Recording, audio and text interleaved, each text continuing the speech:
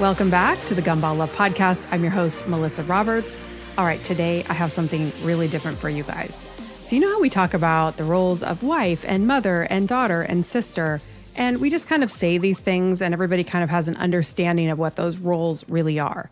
But have you ever thought about the role of a daughter and what is expected?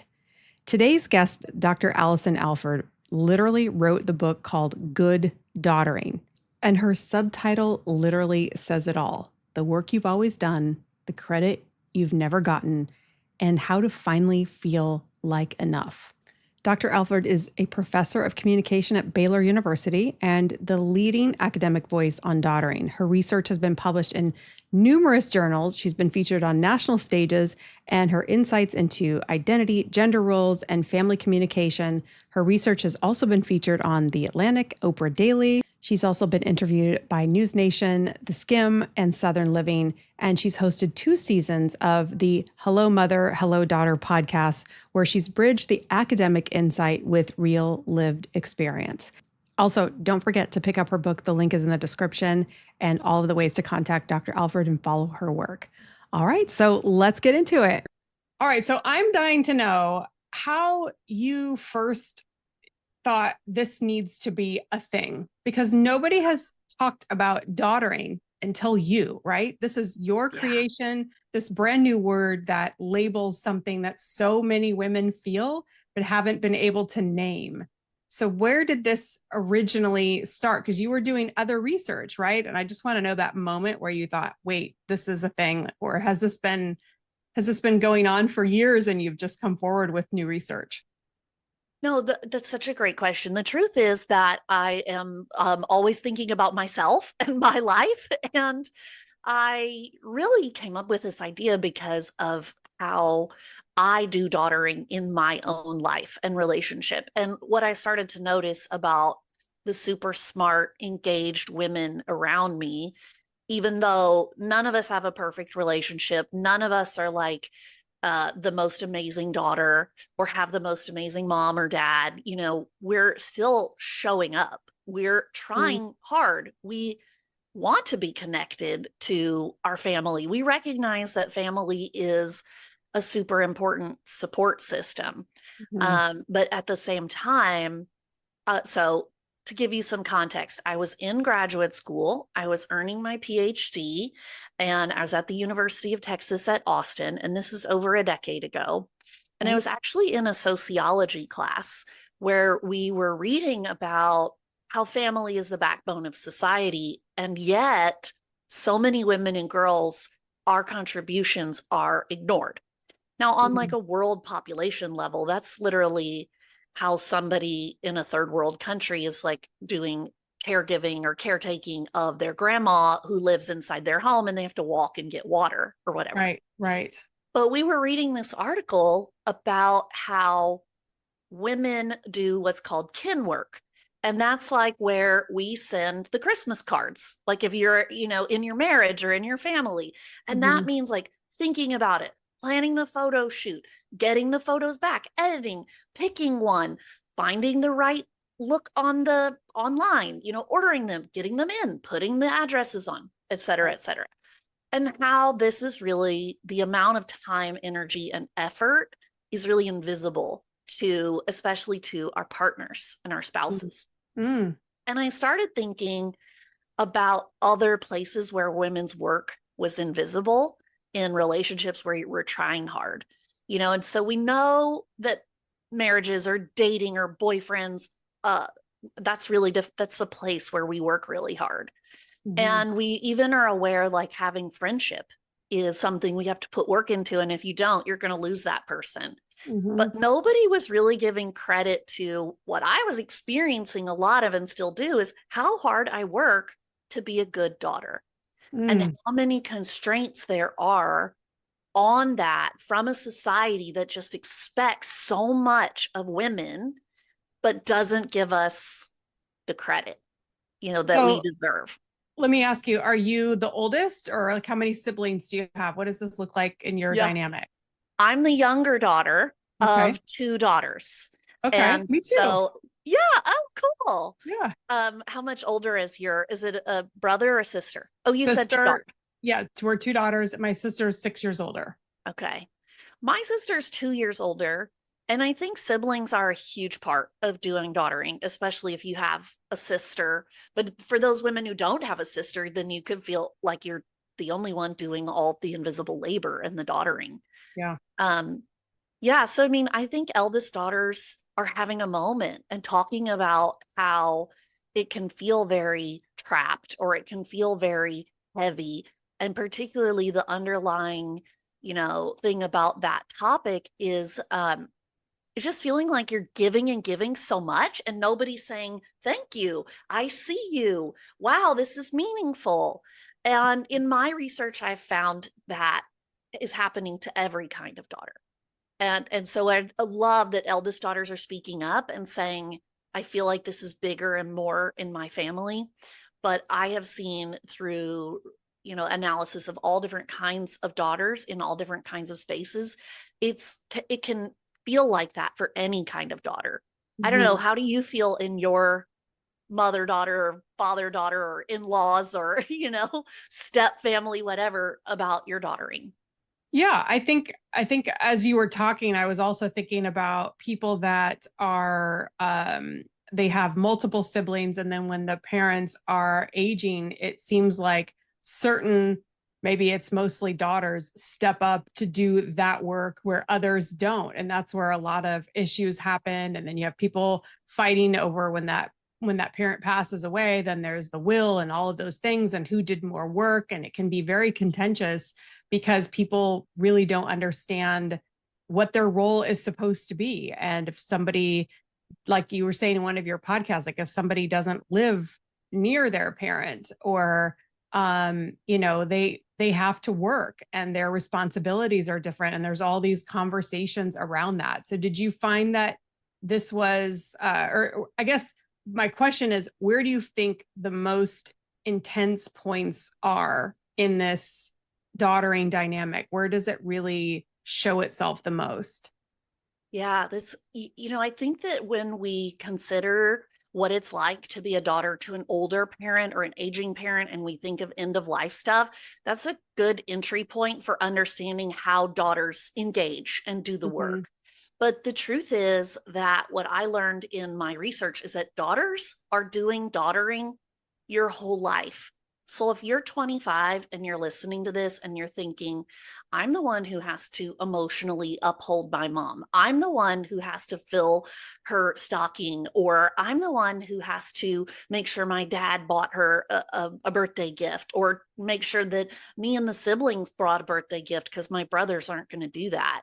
Mm-hmm. And I'm the one who's always feeling guilty that I haven't done enough. That can be at 25, 35, 45. It doesn't just magically start when we're older. Mm-hmm. And actually I think that we need to understand that daughtering and the patterns that we set up and the ways that we do that in healthy or ineffective ways, they start in our childhood. They Mm-hmm. start with our attachment patterns, and we carry those into our adulthood. So I wouldn't say that there's one key place for every daughter where daughtering is hard. I would say there are major turning points in life that each of us would look back and say, that was hard for me. Now, it could be around a wedding, it could be around somebody dying or a new family member moving in. But it could just be one day in your past life where you were like, we had this huge argument over a car, and my daughtering changed at that point. And that's kind of what I've learned in my research. For women, when we look back over our lifetime, and we look back in our adulthood and we're like, how did I do daughtering then? And how do I do it now? Most of us have a few important moments, but they're not necessarily the same moments. What you would say was a moment that was important is not necessarily the same as mine. But we can all agree we're doing daughtering, we're showing up, we're not really getting credit for it, but we still somehow feel guilty about that cost. about not doing enough, even though it's actually costing us. And yet we want to be members of the family. We want to love our parent and we want them to love us. So we don't want to quit doing daughtering, but it would really be helpful if we could get a little bit more recognition and we could talk to the members of our family, our siblings, our parent about how to do it in the healthiest way. Mm-hmm. So what do you think getting credit looks like? Because that's, I think, the guilt. There were many things going through my head. One, the guilt for sure. And then I can hear older relatives saying, that's what you're supposed to do. That's your job. That's part of being a daughter. That's part of being a granddaughter. There are so many things that are passed down. Like, this is what you're supposed to do. And I can think of many cousins who would also be doing those things. And even the idea of questioning it would feel disrespectful. So do you see any of those aspects? Oh, for sure. I think your concept of gumball love is really appropriate for a lot of people in a lot of families. Daughters feel like we have to put in certain things in order to get love. But then it's like the sort of the person with the power is the parent. Like, we have to do that.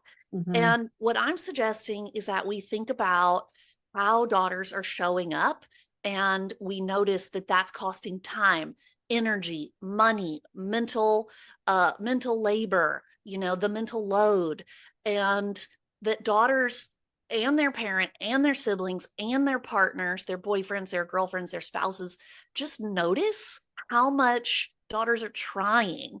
And so the emphasis isn't constantly on do more. Why aren't you doing more? Why didn't you come to that birthday party? Why, the auntie saying, well, your mom's struggling right now. You have to call her. You need to do this for her. The emphasis isn't always then on the daughter needing to put in more quarters, but some recognition of the many ways that daughters are showing up.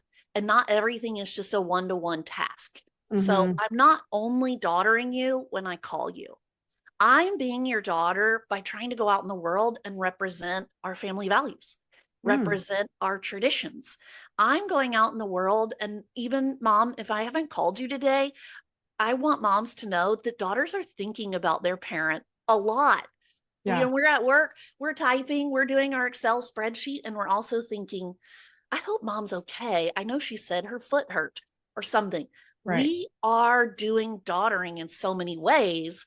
And that first step is for daughters to give ourselves a little bit of grace, give ourselves a little bit of credit, and recognize it's not just the quarters of the visit.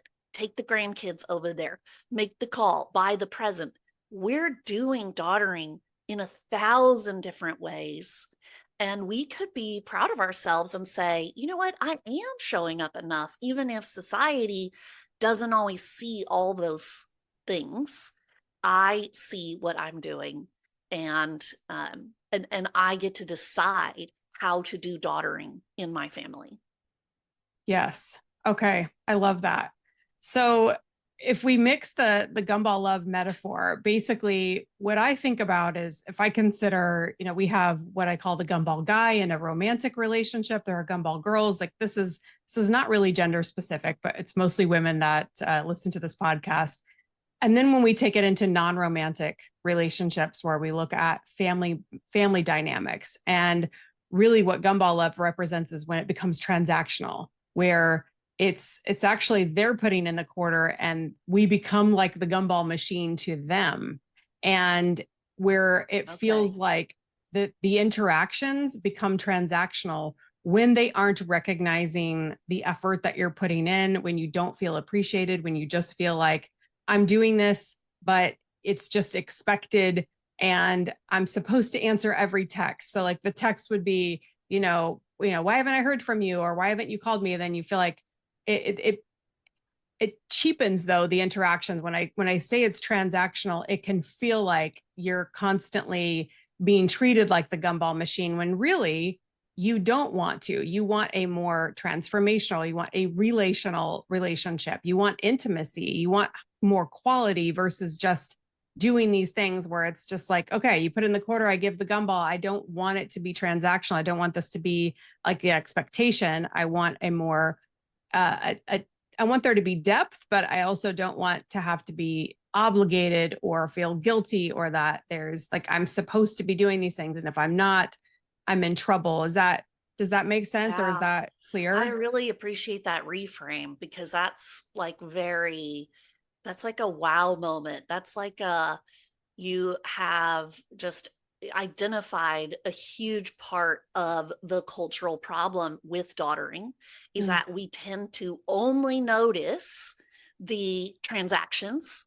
And for some reason, there's this cultural expectation that women just need to do more and more and more of those. Mm-hmm. And a huge part of the problem with our misunderstanding of daughtering is we're not noticing all the many other things that women do as daughters in our life. And we're not noticing them and giving ourselves credit for the ways that we are beautiful human beings inside this relationship. Mm-hmm. And I think that there's just so much misunderstanding for how daughters should act, but also how parents should act. And we boil so much of this down to these back and forth moments. And, you need to do this. I want this from you. Come to visit this many times, call this many times.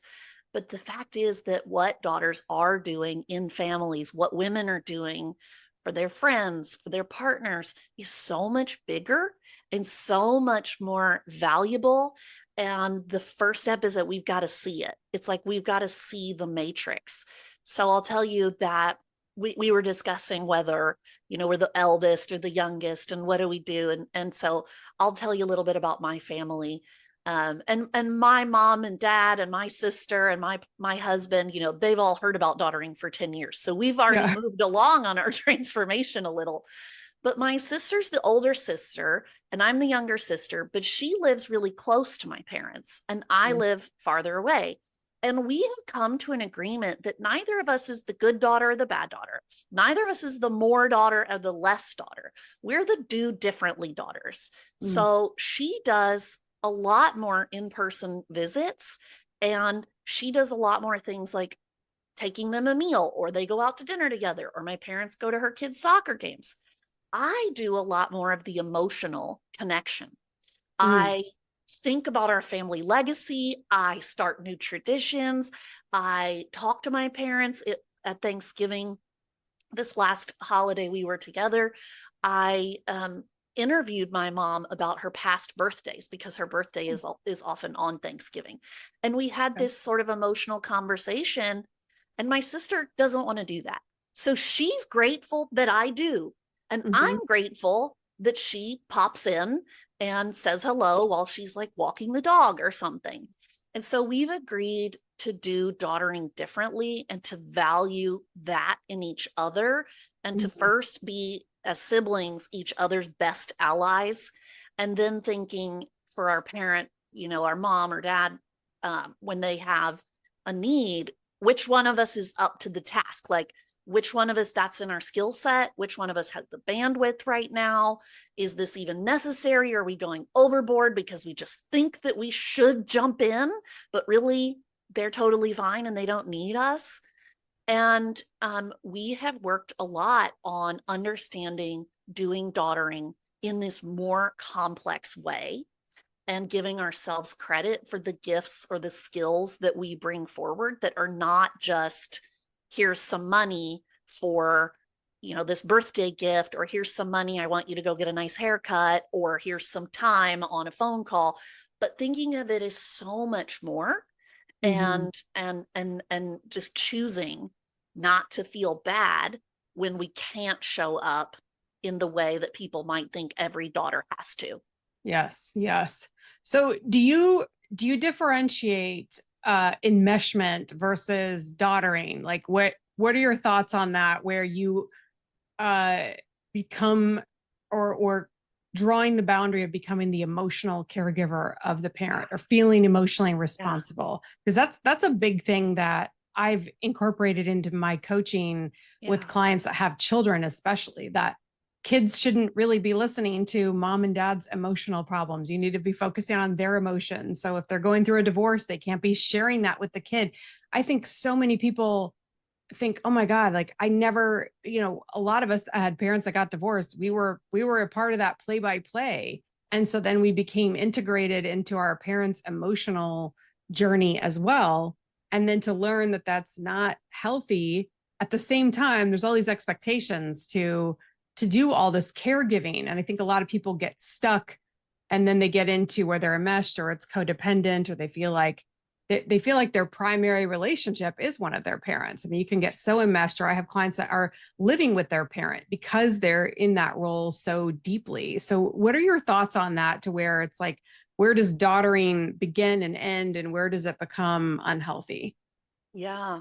So, one of the things I like to think about is daughtering is a pretty basic, simple concept of daughtering is how I show up in my relationship with my parent. And that could be bio mom, stepdad, mother-in-law. But when I show up in the role of a daughter, the things that I do to keep our relationship connected, that's daughtering. Mm-hmm. The Okay. other thing that I try to focus on is that it's very different. Childhood and adolescence and the sort of the ways we interact and the power dynamics are very different than when we're in adulthood. And I really try to keep my focus on adulthood communication, that time in life when we are maybe interdependent, we're in relationship, but I am not dependent on you for housing, food, money, and you are not dependent on me for healthcare or helping you physically get your needs met for the day, as we might be, as adult daughters will do later in life. So Mm-hmm. kind of keeping where I speak into in that 20 to, let's just say, 60-year-old daughter. And so that doesn't mean that the patterns aren't learned in childhood. They absolutely are. But I try to talk to the women who are just like me, who are like you, who are smart, who are living a life. You have a partner, maybe you have kids, you have a job, you have travel, you have friends, and say, how do I also keep this relationship going with my parent? And so Mm-hmm. that's kind of where you were asking me, like, what is our responsibility? What is our need? What's too much and what's not enough? And the first thing to think of is that every relationship requires something from us. Mm-hmm. If I have a friendship, I need to call or text that person. Now, maybe we only call and text once a year, on each other's birthdays, and we've still agreed to be friends. Mm-hmm. But we negotiate it in every single relationship. My husband and I have been married for 21 years. Oh, wow. And yeah, and so Congrats. thank you. And I'm so grateful for that relationship, but it's really evolved over time from being practically babies married together to being, nearly becoming empty nesters at some point and deciding we have to treat each other a certain way to stay in relationship. And so that's the same with a daughter and a parent and their daughter or their son, anybody. They have to Yeah. treat me a certain way and I have to treat them a certain. I have to show up if I want to be in relationship and they have to show up. So I think it's okay to say in our society, in the world we've built, we have a social obligation to show up for people if we want to stay in relationship with them. And I do want to stay in relationship with my parents. So I have to show up for them. But that next question is how much and what's overkill? And Mm-hmm. so you asked about enmeshment, which is a family therapy term, right? Mm-hmm. For um, over over involvement in each Right. other's lives. And Yeah. so I love therapy. I love going to therapy, and I was raised by a therapist. So I would say the healthy place to be, the independent but in interdependent relationship, is I'm over here in my circle and Mm-hmm. you're over here in your circle. And I still want to see you and talk to you and visit with you. And sometimes if you're in a need or a crisis, those circles maybe overlap a little bit. But Mm-hmm. enmeshment is when those two circles are always overlapped. I Mm-hmm. can't get through any difficult day without calling my mom and having her walk me through it. That would be enmeshment, and is sometimes a problem for like a 23-year-old who hasn't Right. launched yet, and they're needing way too much from a parent, or Mhm. our parent needing that from us. Right. They're like, I need to call you and just vomit this difficulty on you. Hmm. And that's not appropriate.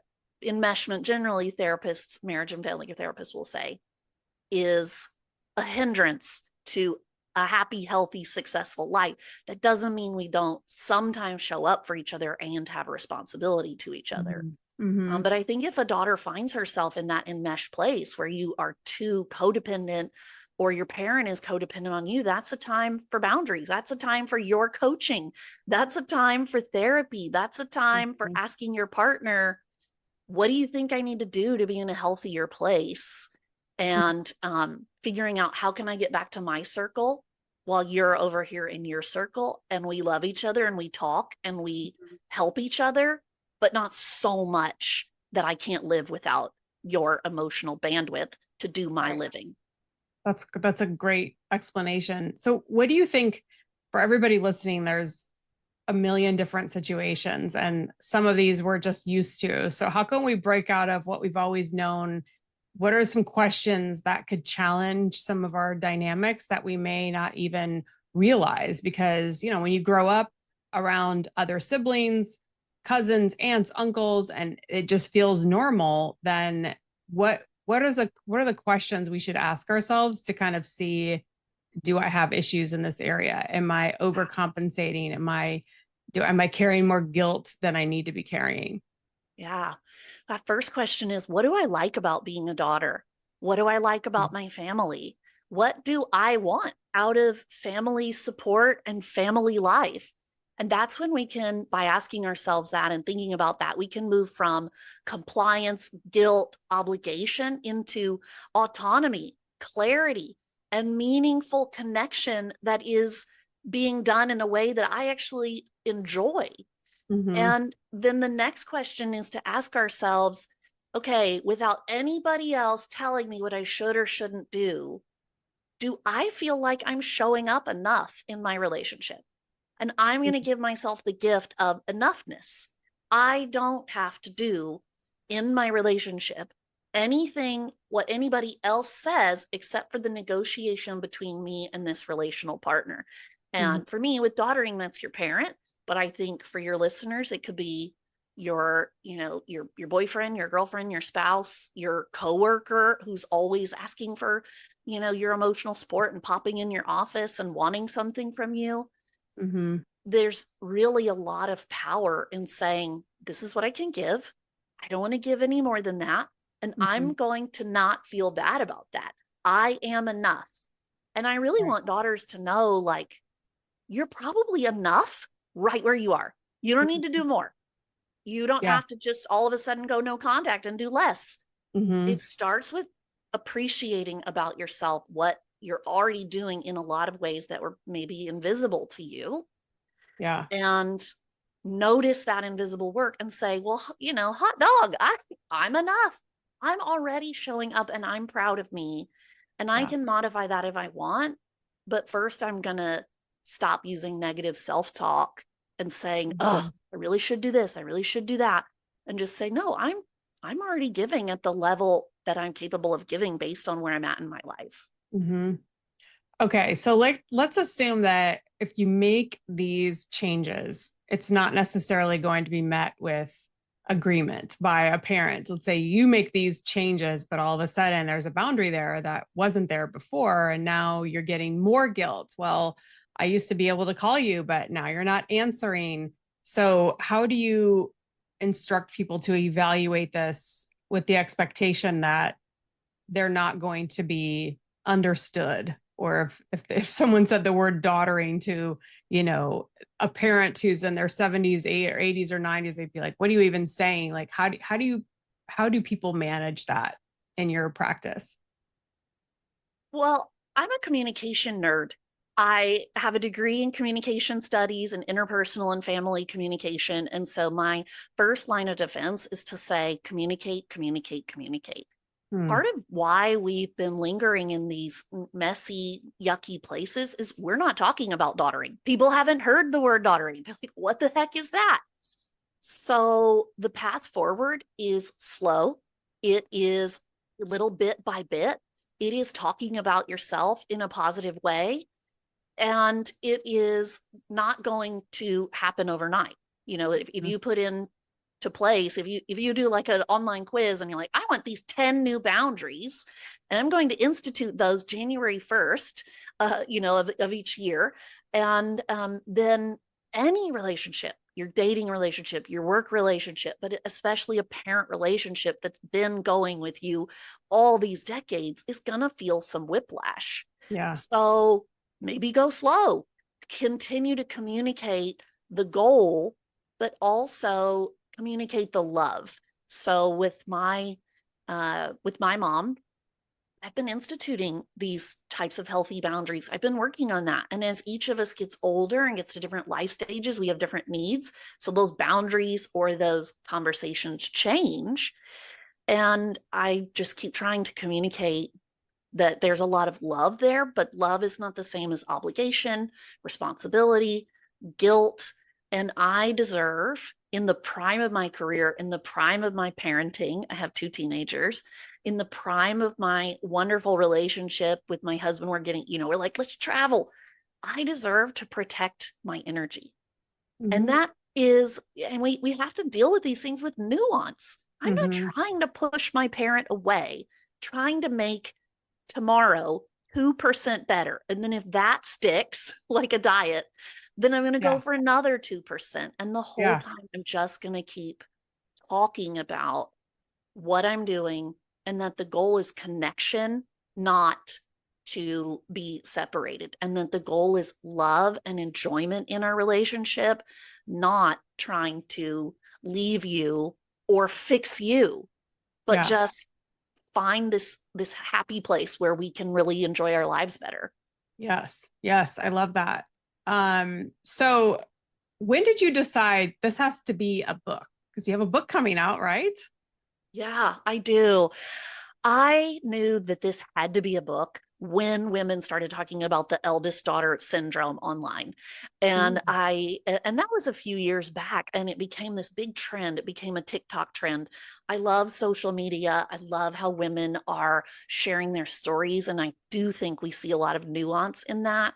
And of course, we could go into this idea of fourth wave feminism. A few years back, the eldest, so the oldest female child, eldest daughter syndrome, really became a online social phenomenon, especially on TikTok. And I think when it started, there were a lot of women of really large families talking about how hard it was to when they were children and they were parentified, that they had to help raise their 5 younger siblings.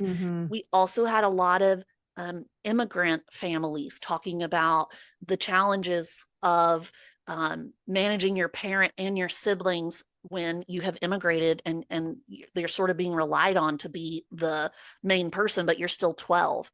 And the women were talking about how these patterns in their childhood were impacting them in their adulthood, which is where I come in. And I can't explain why those things happened in their childhood, but what I saw was women wanting to talk about a thing that was impacting them that they didn't have language for. So they were giving it a name, eldest daughter syndrome. And yet, as someone who studied women and families and siblings and relationships, I also knew that calling this a syndrome or continuing to ruminate on the hardest parts wasn't necessarily going to achieve what most of us are looking for, which is a little bit more happiness, a little bit better relationship, a little bit more effective ways of getting along with our parent. And that's when I knew that I needed to wade into the conversation as someone who's done actual research with the scientific method, with a degree in this, and speak about the parts that I can talk about, which is why I say, I don't know about the childhood stuff. But I want to give women the tools to like their life better, to like their parent better. And that's what's in the book. Yeah, I love that. So tell me about the scientific method. What is the science behind it? So, I mean, any scientist is like observe a phenomenon, create a hypothesis, test the hypothesis, and Mhm. then analyze the results, publish those results with your peers who have the same training and publish those in boring academic journals. And of course, that's what I've been doing as a social scientist for over a decade. But the problem is you kind of see in academia, the people who could really use the information don't get it. They don't ever read that or have access Yes. to it, or you read it and it just sounds so dull and boring Yeah. that you don't know how to apply it. And I Yes. felt like that was a space where I could jump in and Mhm. say, I want to translate not only the research I've done, but everything I've read from the past 50 years of women and feminism and kin work and interpersonal relationships and conflict and boundaries, and try to put it together in a readable, helpful book that Mhm. starts to give us that language that we desperately need to talk about daughtering and daughterhood. Yes. Yeah, just from the research I've done, where when you are so focused on daughtering, or you feel like you have all of these responsibilities, what I found with myself, with other clients, is that your your capacity for intimacy is then infringed upon because you're so invested in your family relationships that you're not able to pull away or even shift focus to a romantic partner. I had Dr. Debbie Maggots was on my podcast years ago, and we talked about this more along the lines of enmeshment. But she was saying if you're focused on caregiving emotionally for your parents, then you're essentially already in that relationship with them. And it's sort of like you're married to the parent, and you have to kind of break that up so that you can free yourself to then have that capacity to give to your partner. So my single girls listening, what are your thoughts on that? Or have you looked at that aspect of where daughtering becomes so much a part of their life, where they are talking to their mom every day, or they feel like they have to check in, they have to be the emotional support for a parent? Yeah. None of us none of us have all the same goals or same relationships, whether it be with dating or a marriage or a partner.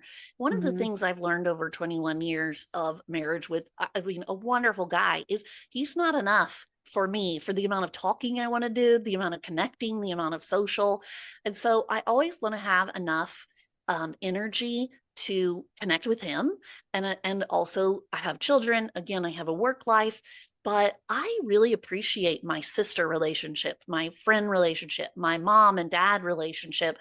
And I need to give those some energy in a way that is energizing and feels like an investment and feels like I'm being a good member of the family and a good member of society, that I don't Mm-hmm. abandon them. But the flip side is we can't go too far, and so I would ask each listener to just evaluate that for themselves. If you've got a single gal out there and she's like, well, but my mom's my favorite person and we talk every day and I really appreciate that support, and there isn't another, there's not a sibling, Mm-hmm. or there isn't a dad in the picture, he's gone, or I don't really have friends because I just moved to a city and so I'm just relying on my mom right now. That's okay. It's Yeah. okay. But it's if it feels like a burden, if it feels like an obligation, if it feels like you're doing that because you have to, because an aunt or a friend or the TV told you to be a good daughter, you have to X, Yes. this many amount of minutes. Um, those are the places where we need to do the internal work to free ourselves from anybody else's expectations Yes. and learn, like, what is it that I like. Mm-hmm. And so I think that's part of rewriting the role of a daughter. How can I be a daughter in the best way that I want to be, realizing I've seen a lot of patterns and a lot of scripts all the Mm-hmm. way from my childhood with my mom, my aunts, my grandmothers, my best friends and their moms and TV shows. Yeah. But today I can say, I want to just start fresh and say, what do I think daughtering means? What's valuable about it? What do I want to keep? It's like a spring cleaning in a way. And the book kind of goes through that and gives these very clear tools. And a lot of women will then take those tools and go to their coach or go to their therapist. Or I even really love to say to women, go to your partner and ask them to help you do daughtering better. Get them on board as an ally in your daughtering instead of thinking of them as somebody who is totally separate from my family life. They're my ally in doing daughtering well, so then I can be happy and healthy in my other relationships too. So if we talk about daughtering, I don't know how we would say sonning, but what about the men? What has been your observation on the other side?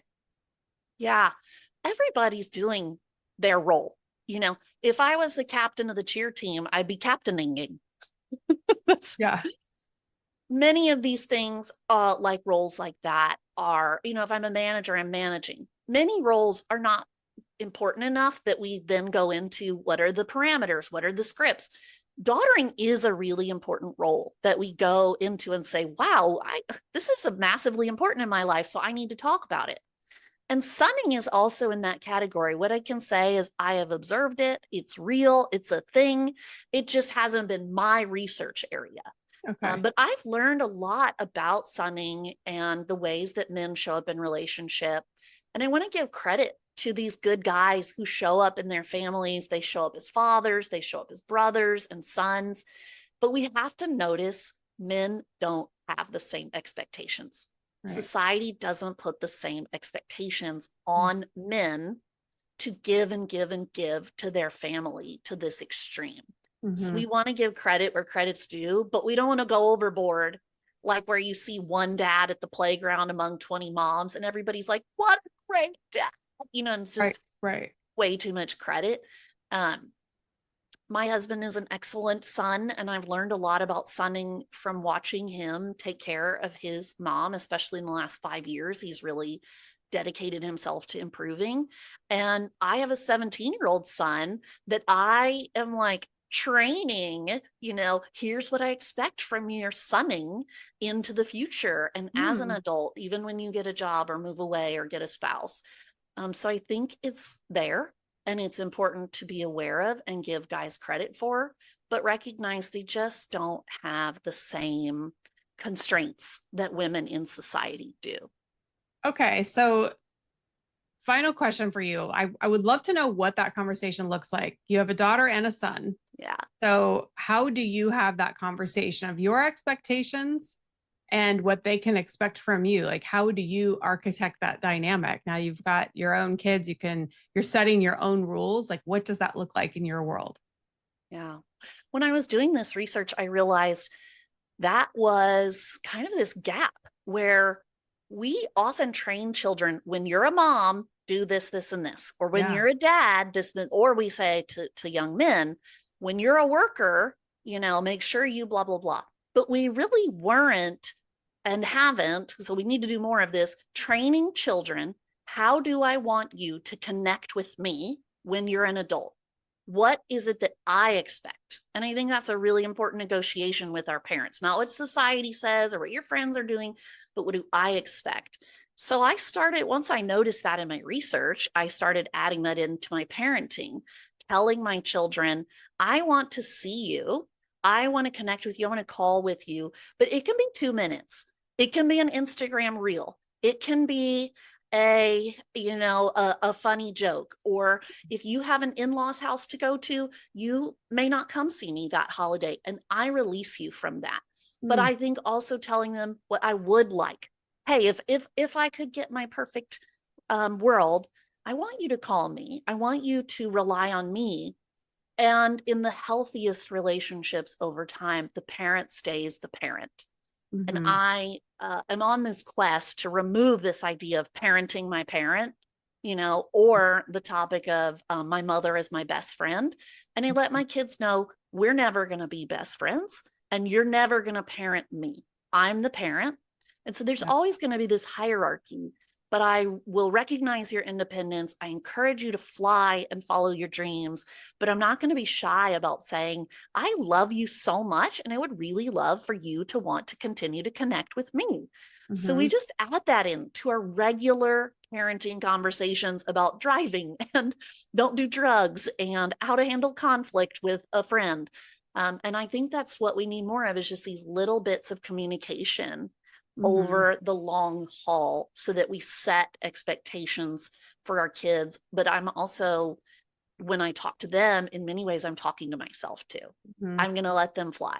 I'm going to let Yes. them lead their lives. I'm going to let them um, work with me to figure out our communication style. And I'm not going to be some authoritarian. This is what you owe me because this is the way my mom did it and her mom did it. Mm-hmm. And we're going to negotiate this together. And that's transformation. Yeah. Yeah. I love that. So I think like my takeaways are that when you look at this whole concept of daughtering, whether you have a parent that's going to cooperate or parents that will cooperate or not, you can at least have this standard so you can remove that shame from yourself that these are things, these are expectations I can set. These don't have to be just inherited and I have to just do these things regardless. That, I can examine what do I think the expectations are versus what do I actually have the capacity or the ability to do. And then if a parent doesn't cooperate, then, that's part of, I guess, the tougher transition. But even just having this awareness that, this isn't necessarily expected. And this conversation, I feel like, brings this to the table that we can have a conversation about it and we don't have to just assume all of these things are expected. Like, oh, you have to send out the card and you have to arrange for the photographer and you got to make sure all the outfits are matching and everybody has their bow or the right shoes. I mean, just all the things. Like weddings are probably a really good example of Huge. women just feeling like they have to do all of it. Although a lot of that is self-inflicted. We think we need all these things at weddings because we do. But you know what I mean? It's just, there's so many things that if we just bring in awareness of it and relieve ourselves of some of that weight and responsibility and know when we're inflicting on ourselves and also know when it's been inflicted on us, and just all these generational things that are just passed down, that grandma did it and mom did it, so I have to do it. It's like, wait a minute, do I? Is that really an expectation? Because I know for me, I moved away. I'm from Nebraska. I moved to New York City because I really wanted to be in New York City. My parents fully support me, but there's still a guilt, like, oh, I'm not there for every birthday or every event. But yeah, you have to have that freedom to go and live the life that you were designed and intended to live. So this is Yeah. really, really helpful. I So yeah, go ahead. yeah, I want all the daughters out there, these beautiful, smart career women with or without partners, with or living near or not near to their parent, to recognize your worth as a daughter and your role as a daughter is not this inherently tied to service or obligation. Mm. You can Oh, have this beautiful, yes. effective, invigorating relationship with your parent, and you're worthy of that just because you're you. You're Mhm. enough, right as you are. Yes. So, yeah. Oh, I love that. So then you mentioned this briefly, like how does somebody incorporate this work? So they buy your book, but then you recommend going to a therapist, or is there anything else you're offering ahead of time? Or should we get the book and then really start to connect as women, as daughters, and bring this work to therapists, coaches, etc.? Yeah, right now, get the book. There's so much more in there. There's so much more about the research on families and daughtering over time that I want to share with, again, that super smart listener that's like, prove it to me. And in the book, there's these activities that you can Mm, start doing the internal work. You do the thinking work, and then take it to a professional if you want to, but for sure, take it to your friends. Be in daughterhood with your peers, with your yeah. siblings, and recognize so much of what we're trying to do with this social and cultural change. It's slow but meaningful, and it happens when we talk about it, when we talk about our daughtering. So I would love for your listeners to follow me on my socials, which is Instagram, TikTok, Facebook, Substack, Pinterest at Daughtering 101. So you can At find me Daughtering at 101. Okay. And we'll Daughtering put it all in the show 101, notes and too. So all the opportunities for us interacting. If someone wants to reach out to me, they can find them there, and I'm sharing those offerings there. I want to hear the stories of the women who are impacted by this, and I want that y'all to reach out to me and share that information. I'd love that. Yeah. So would that be email to share Yeah, stories? email would be great. Okay. Socials, and we can do live Zoom calls together. Okay. So what's the name of your book? The book is called Good Daughtering. Oh, that's great. All right. And it officially comes out February 17, 2026. February 17. How excited are you? This has to be an incredible moment. Have you held the book in hand yet? I have I have it here. Hold on. Ah, Why haven't I shown you the book yet? yes. Oh, I have look at it that here. page. I love the book so much. Good Yeah. Daughtering, the work you've always done, the credit you've never gotten, and how to finally feel like enough.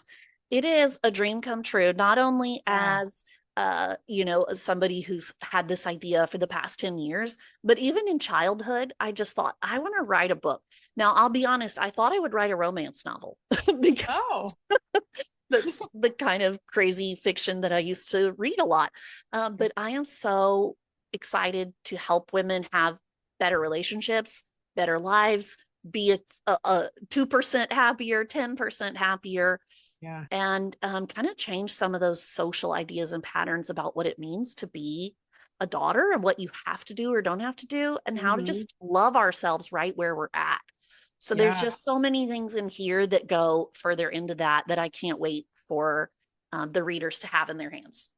Yes. Well, congratulations. It's a massive accomplishment to have that finished product in your hand, ready to go. It's going to help so many people. So thank you for reaching out. And I know so many, every single person that listens to this podcast, every single woman will take something from this, because we are all daughters, right? So in some way, shape, or form. So this has been so incredible. And I commend you for being a champion to this, a new idea, bringing it out and challenging other research and getting this conversation out there, because it's so important. Well, thank you so much, Melissa. I really appreciated being here and the conversation and the questions. And I mean, I just love what you're doing. So keep it going. Thank you. You too. So, and you'll have to come back again and let us know how the book tour went. And I'm sure you'll get a book number 2 at some point. You're probably not wanting to think about a second book. Oh my gosh, I can't stop thinking about book number 2 Oh, and good, 3. I good. can't stop the ideas. So, I mean, we probably need to do some book chatting, you and me too. Yes, absolutely. Absolutely. You're welcome back anytime. Thank you so much.